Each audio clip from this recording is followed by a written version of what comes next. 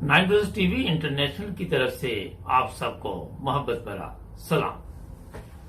नाज़रीन, प्रोग्राम है आज मुबारक के साथ। इससे पहले के बात शुरू करें, सबसे पहले हमारा channel nine brothers TV international subscribe कर लें। ये लिंक तब्दील हो चुका है और आपको एक दफा सब्सक्राइब करना होगा। बहुत शुक्रिया। नाज़रीन, आज यूरोप की बात होगी। यूरोप में जो लोग यहाँ पे सियासी पनाह के सिलसिले में आते हैं, उस पे मैंने एक प्रोग्राम सोचा किया जाए।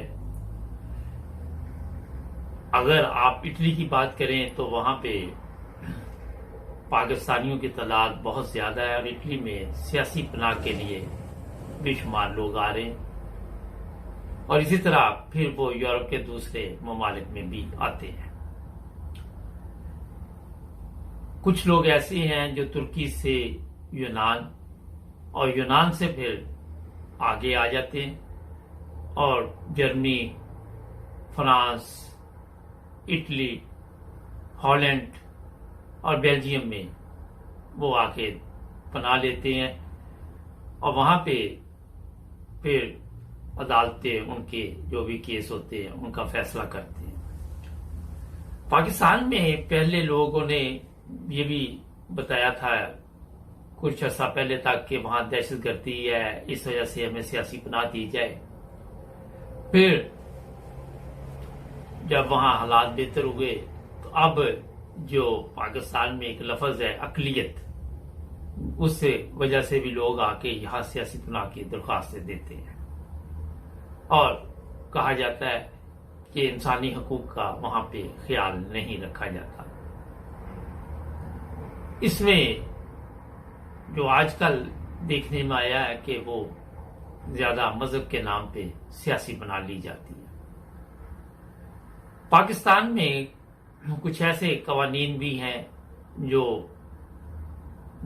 मसावी हकूक जो है वो, जिस तरह अहमदी अगर आप बात कर ले तो उनके लिए ऐसे कवानीन बनाए गए हैं कि उनको बराबर के हकूक वहां पे नहीं मिल रहे।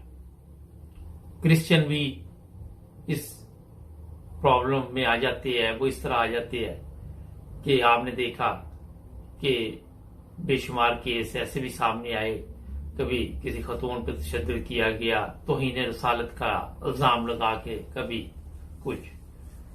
अगर आप अहमदियों की बात करें तो ये तो वाज़ेह है कि पाकिस्तान की जेलों में भी अहमदी आपको मिलेंगे और अक्सरियत इस सिलसिले में बंद की जाती है कि वो कलमा पढ़ लिया या किसी को अस्सलाम वालेकुम कह दिया, इस वजह से भी उनको गिरफ्तार कर लिया जाता है 295C 298C के तहत और फिर जेलों में बंद कर दिया जाता है।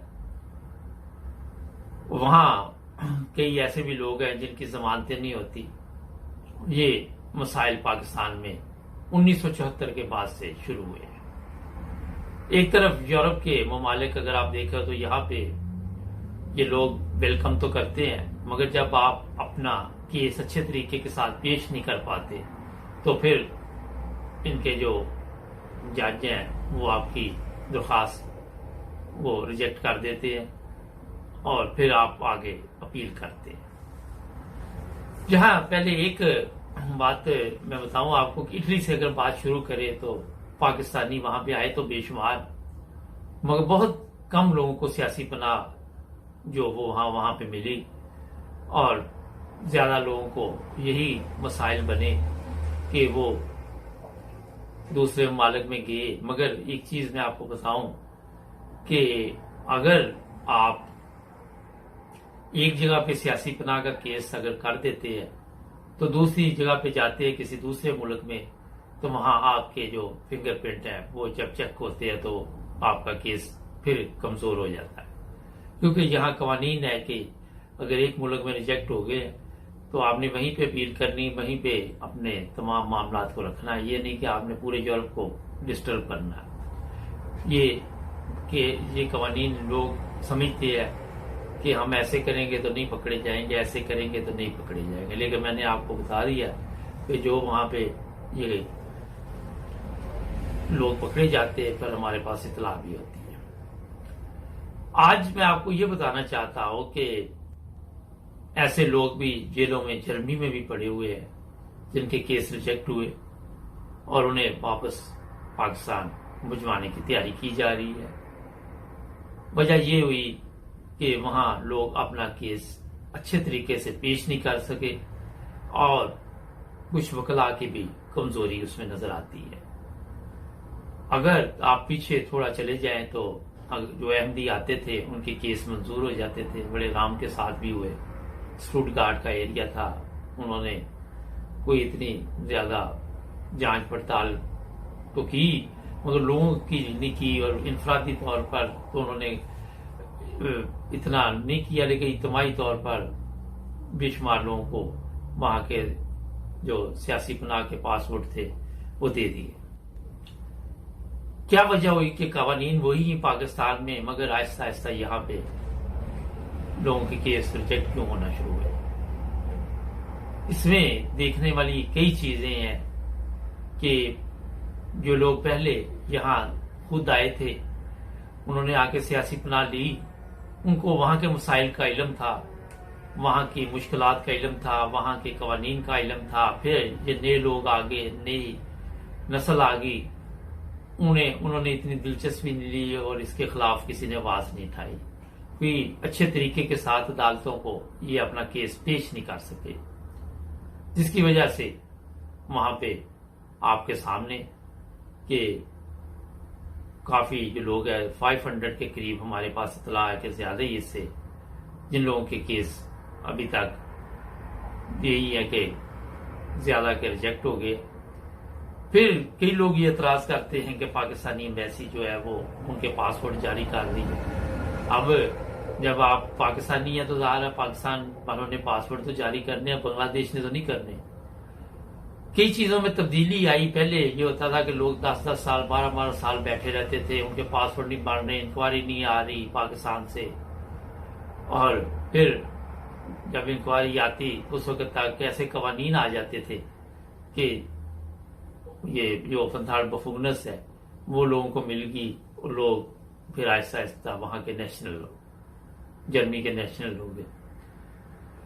मगर अब क्योंकि एक डिजिटल सिस्टम है, उसके तहत लोग जो हैं वो जैसे ही केस रिजेक्ट होते हैं तो वो जनाब एम्बेसी से राब्ता कायम करते हैं। तो जिस तरह उस दिन अपना वो वजीर दाखिला शेख रशीद साहब ने कहा था कि नवाज शरीफ के लिए हम 24 घंटे का पासपोर्ट इशू कर सकते हैं, इसी तरह के फिर पासपोर्ट इशू करके लोगों को वापस भिजवाया जा रहा है। मगर मैं जो बातें आपको बताना चाहता हूं कि लोग कई ऐसे भी है जो रास्ते में बेचारे वफात पा गए, बॉर्डर क्रॉस करते, सर्बिया, बोस्निया, पता नहीं कहां कहां से हमारे पास इतलात आती हैं, और किन हालात में लोग गुजरते हैं इसका आप सोच भी नहीं सकते। पाकिस्तान में जो मसाइल हैं वो सबके सामने है। मजहबी नफरत की वजह से वहां पे जो सलूक किया जाता है वो किसी से छुपा हुआ नहीं है। मगर मैं आपको ये बताना चाहता हूं कि जो नॉर्मल पाकिस्तानी है उनके जितने भी यहाँ पे केसेस हो रहे हैं, जिनको कोई मजहबी प्रॉब्लम नहीं है, और वो कोशिश करती है कि जी हम पहुंच जाएं यूरोप में और यहाँ पे आके तो फिर हम सियासी पनाह लें या कोई भी ऐसा काम जो किसी तरह हम वीजा लगवा लें यहाँ रहने का। एक चीज मैं आपको बताऊं कि यूरोप में अगर आप पहुंच भी जाते हैं तो यहाँ पे लीगल तरीके से आप के लिए बड़ी मुश्किलात है। ऐसी भी मुश्किलात है कि अगर आप गौर करें तो किस बेस पे आपको ये होम ऑफिस वीजा इशू करे। इंग्लैंड की बात कर लेते, यहाँ हमें पता चला कि बेशुमार गैर कानूनी पाकिस्तानी रह रहे हैं, और भी लोग रह रहे हैं, लेकिन हम पाकिस्तानी की बात करेंगे। और वो इधर रहते हैं, जो पकड़ा जाता है उसको वापस भेज देते हैं, जो नहीं पकड़ा जाता वो बैठा रहता है, उनकी शादियां नहीं होती, हर चीज उनकी बर्बाद हो जाती है, वो पीछे पैसे भेजते रहते हैं, उनकी पिकनिक चलती रहती है। अपनी जिंदगी यही होती है कि सुबह काम पे गए, शाम को काम से छुट्टी की, आके सो गए। एक एक कमरे में काफी लोग भी रहते होंगे, मेरे इल्म में तो आई है ये चीज, लेकिन कैसे रहते ये मुझे अभी तक पता नहीं, इस पर भी पता करेंगे। कई दफा होता ये है कि इमिग्रेशन वाले, ये आप देखें कि मुख्तलिफ स्टेशनों पे खड़े होते हैं और वो बकायदा तौर पर कार्रवाई करते हैं और लोगों को जब वो चेक करते हैं तो जो गैर कानूनी होते हैं उनको पकड़ के ले जाते हैं, फिर उनके घरों में उनको लेके जाते हैं, उनकी चीजें, वो कहते हैं अपना सामान उठाओ, आपको वापस भेजना है। तो मैं जो बात आपको बताने वाला हूं वो बड़ी अहम है कि जब आप पाकिस्तान से निकलते हैं तो पहले सोचे कि आप किस मकसद के लिए वहां जा रहे हो। यूरोप में आप पैसे इकट्ठे करते हैं, कर्जा लेते हैं, जेवरात बेचते हैं, कई कुछ करते हैं, उसके बाद जाके ये इतने पैसे हो जाते हैं और कई लोग बेचारे जो होते हैं वो एजेंटों को पैसे दे देते हैं और वो एजेंट भाग जाते हैं, वो आ जाते हैं यूरोप में, और जो दूसरे लोग होते हैं वो वहीं पे अपनी जिंदगी जो पहले गुजार रहे होते हैं उससे भी बदतर जिंदगी गुजारना शुरू कर देते हैं। जिससे कर्जा लिया आता है वो उनको ढूंढता है, जो कोई मुलाजमत कर रहा था मुलाजमत छोड़ दी बाहर के चक्कर में, उससे भी गया। और फिर एक चीज और जो देखने में आई है वो ये है कि जिन लोगों को कोई भी मजहबी तौर पर प्रॉब्लम नहीं, वो दूसरे मजहब को इस्तेमाल करते हैं, दूसरे फिरके के नाम पे वो आके यहाँ पे असाइलम लेते हैं। ये यूरोप के तमाम ममालिक में मैं आपको बता रहा हूं।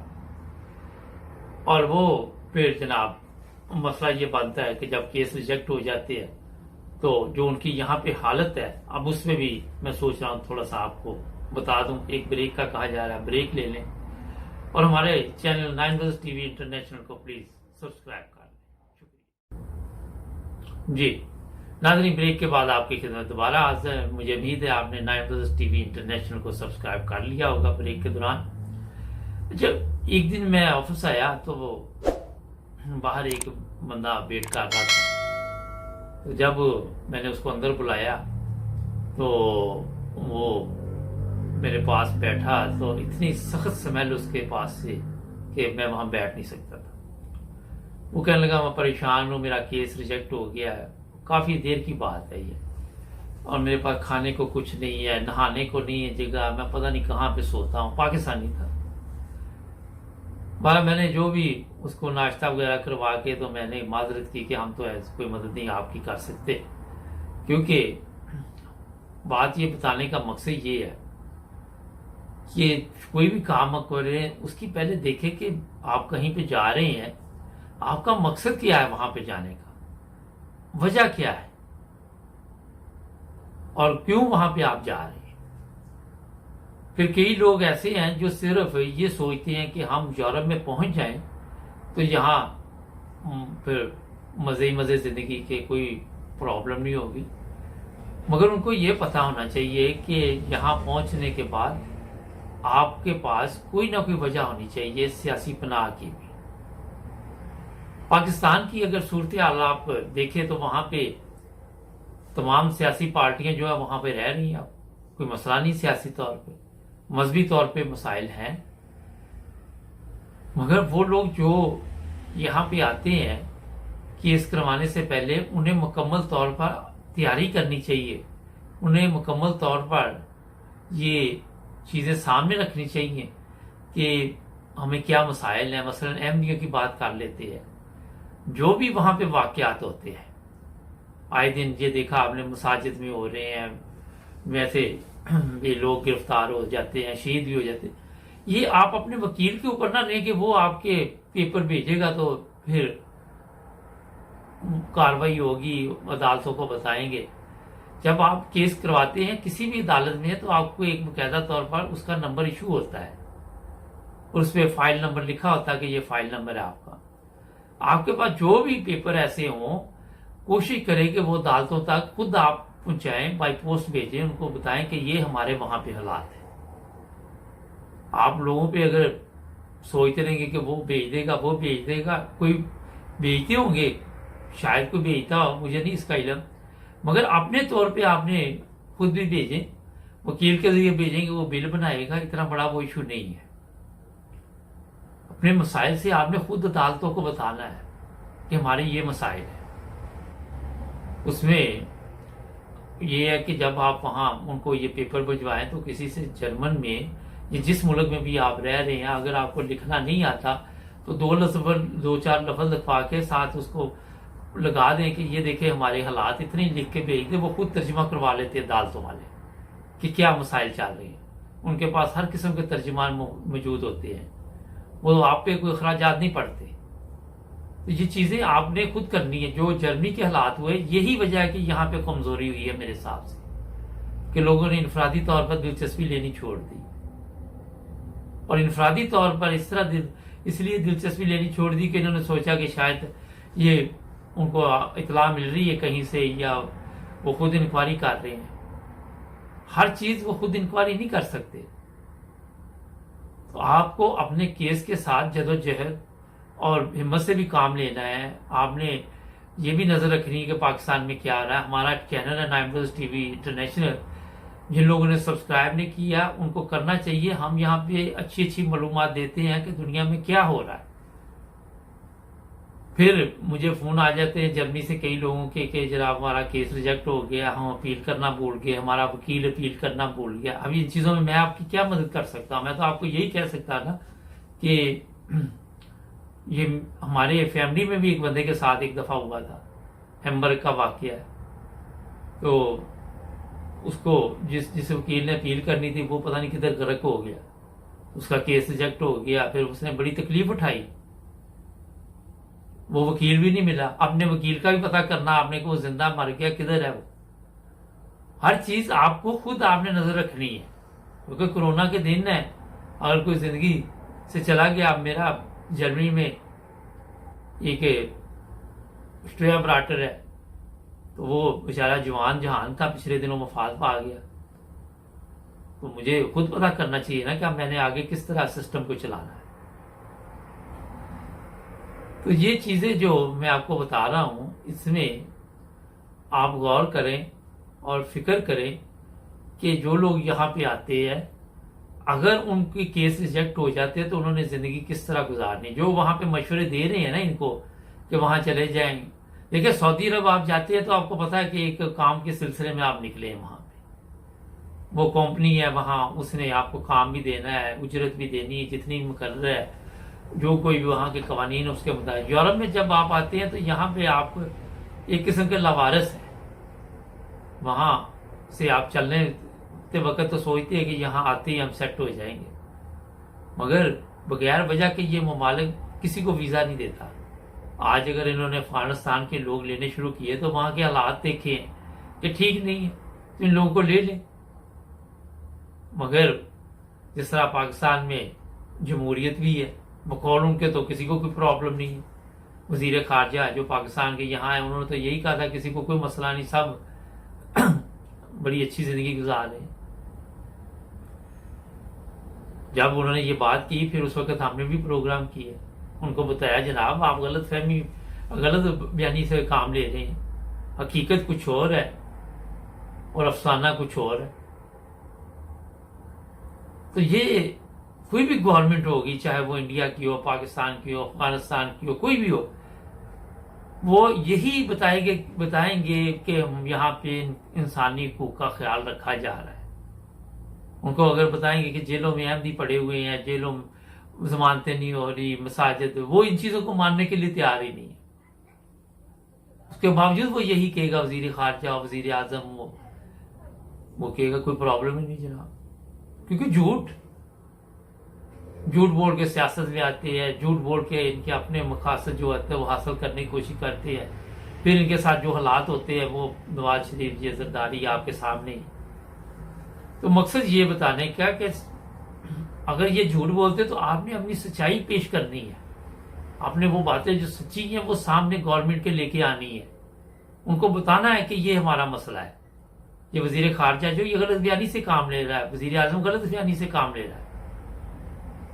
तो दोस्तों आज मैंने ये इसलिए आपको खुल के बयान किया कि पाकिस्तानी बेशुमार लोग अपना मुल्क छोड़ के वहां से आते हैं और यहाँ पे उनकी हालत फिर काफी खराब है, तो लोग काफी तकलीफ में भी हैं और मुश्किलात का भी शिकार है। क्योंकि फर्ज करें कई लोग ऐसे भी हमें मिले जो अहमदी नहीं, उन्होंने केस करवा लिए, लेकिन जब वो एक सर्टिफिकेट जमात का मांगती है, उनकी एक इंक्वायरी का सिस्टम है, जमात अहमदिया का वो नहीं मिलती, फिर वो 2 4 6 माह तक पेश नहीं कर सकते, साल नहीं कर सकेंगे। और कई ऐसे ही है कि वो कहते जी पैसे जितने लगाए थे वो भी पूरे नहीं हुए, पुलिस ने पहले ही पकड़ लिया। जर्मनी वगैरह में गैर कानूनी तौर पर जो अब काम, या इंग्लैंड में भी लोग देते हैं उनको भी जुर्माना होता है, वो भी डरते हैं। उनको लीगल बंदे मिल जाए तो क्यों गैर कानूनी लोगों को काम पे रखें, ये अच्छी बात है। तो आप ये ज़हन में अब रखें, जो लोग यहाँ पे है, कि जो चीजें मैंने बताई इसके मुताबिक आपको खुद जदोजहद करनी होगी। जो आपके मसाइल हैं वो आपने खुद जाके बताने हैं। नाज़रीन, ये मैंने जो बताई है ये चीजें, ये बिल्कुल हकीकत है, ऐसे हो रहा है यहाँ पे।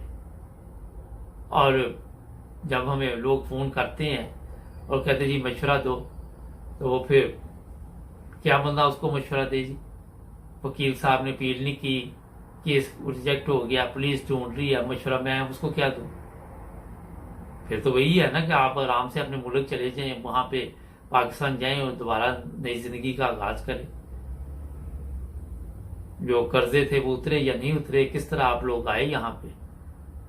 और एक चीज और जिससे बड़ा मसला बन रहा है, वो देखते फलां चला गया तो मैं भी सेट हो जाऊंगा। अभी उसके और मसाइल हैं, तुम्हारे और मसाइल हैं। तो ये चीजें भी देखनी चाहिए। मेरा ख्याल है कि जो मैं कहना चाह रहा था वो आपको समझ आ गई होगी बात, जो नहीं मैं कहना चाह रहा वो भी समझ आ गई होगी। इसलिए कोशिश करें कि अगर आपको कोई मसला नहीं, कोई वजह नहीं, तो आप अपने मुल्क में सेट हो। वहां पे मेरे रोजगार मिलता है, 22 करोड़ लोग वहां पे भी रह रहे। देखा देखी भी ये एक पंजाबी कहते भेड़ चाल बनी थी कि एक को देखते हैं तो खुद भी दूसरा बंदा भी तैयार हो जाता है। नाज़रीन, आज के लिए इतना ही बहुत। मैं कल फिर एक नई चीज आपके लिए लेके आऊंगा। मेरे प्रोग्राम का मकसद ही ये होता है कि लोगों के मसाइल और उनके हल किस तरह किए जाएं, और क्या लोग किस तरह अपने मसाइल हल कर सकते हैं खुद भी। तो हमारे चैनल का जो लिंक है वो तब्दील हो चुका है, हुनाइन ब्रदर्स टीवी इंटरनेशनल पे आप जाके सब्सक्राइब करें ताकि आपको आने वाले प्रोग्राम भी मिलते रहे। मैं उम्मीद करता हूं कि आप ये जो मेरा आज का प्रोग्राम खुद भी देखेंगे और आगे भी दोस्तों को भी भिजवाएंगे, ताकि आपके दोस्त भी फायदा उठाएं। कल नया प्रोग्राम लेके आएंगे, और सब्सक्राइब कर ले, जुड़े रहे हमारे साथ।